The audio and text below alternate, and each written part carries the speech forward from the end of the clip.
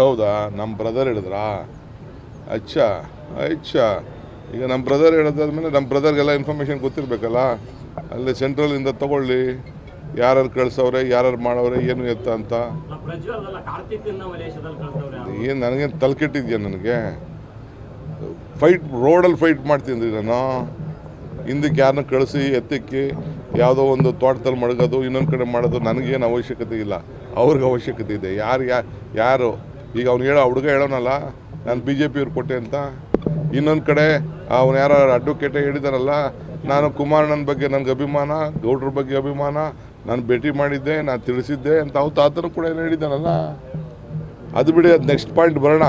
ಅದೆಲ್ಲ ಈಗ ನಾನು ಬಿಡಿ, ಈಗ ಯಾರು ರಿಲೀಸ್ ಮಾಡಿದ್ರು ಬಿಟ್ಟರು ಅಂತ ಅದು ನೆಕ್ಸ್ಟ್ ಒಂದು ಪ್ರಶ್ನೆ ಮಾಡೋಣ, ಒಂದು ಚರ್ಚೆ ಮಾಡೋಣ. ಅದಕ್ಕೆ ಈಗ ಡಿವೇಟ್ ಮಾಡೋದು ಬೇಡ, ಚರ್ಚೆ ಮಾಡೋಣ. ಯಾರು ಬಿಟ್ಟರು, ಯಾರು ರಿಲೀಸ್ ಮಾಡಿದ್ರು ಅಂತ. ಅದಕ್ಕೆ ನಾನು ಎಲ್ಲ ಸವಾಲಿಗೂ ಅದಕ್ಕೆ ಸಿದ್ಧನಾಗಿದ್ದೀನಿ. ಚಿಲ್ಲರೆ ಹಣ ತಮಾಸುಗಳು 420ಗಳಂತ ಕುಮಾರಸ್ವಾಮಿ ಅವರು ಹೇಳ್ತಾರೆ. ನೋಡ್ಯಾ, ನೀನು ಏನೇನೋ ಹೇಳ್ಬೇಡ. ಅವ್ನು 420 ಅಂತ ನನಗೆ ಹೇಳಿದ್ರೆ ನೀನು ತೋರಿಸು, ಆಮೇಲೆ ನಾನು ಏನು ಮಾತಾಡ್ತೀನಿ ಅಂತ ಆಮೇಲೆ ಹೇಳ್ತೀನಿ. ನಾನು ಎಲ್ಲಿ ಹೇಳ್ಬಿಟ್ಟಿದ್ದಾನೆ 420 ಅಂತ? ಸುಮ್ಮನೆ ಹೇಳ್ಬೇಡ ನೀನು.